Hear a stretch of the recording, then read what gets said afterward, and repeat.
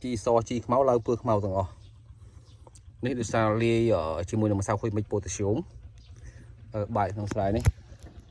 ហើយសម្រាប់លិចទឹកឥឡូវបធូផុតចុងមកល្មមពាក់កណ្ដាលដើមហើយបាយជីស្រែនេះលងទឹកម្សៅមិញតែភ្លៀងខ្លាំងឥឡូវខ្ញុំបានកំណត់ទឹកនៅត្រឹមអ្វីដែលយើងចង់បានឥឡូវឃើញបងប្អូនឃើញមកស្អាតល្មមទឹកប្រហែលជា3ហ៊ុន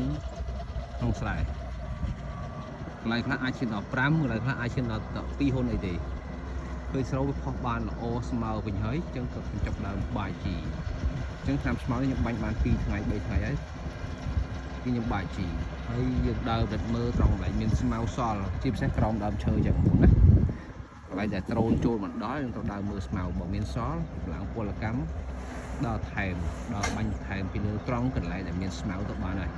ហើយបងប្អូននេះសែនក្រអូប01គឺតោះស្មៅស្អាតល្អបងប្អូនណាហើយបងប្អូនខ្លះឃើញស្ដើងប៉ុន្តែបងប្អូនគឺជារឿងការដាក់ពូជរបស់ខ្ញុំគឺស្ដើងពូជពេជ្រវាដោះមកស្ដើងแบบនេះឯងប៉ុន្តែមួយខែរយៈពេល1ខែឲ្យពេញស្អាតឡើងវិញបងប្អូនណានេះបាយជីលើទី1ហើយបន្ទាប់ពីជីលើទី1រួចមកបាន3ថ្ងៃបន្ទាប់ទឹកខ្ញុំបាញ់ជីបំពន់តាមស្លាប់ចឹងធ្វើឲ្យការលូតលាស់របស់វាបានល្អ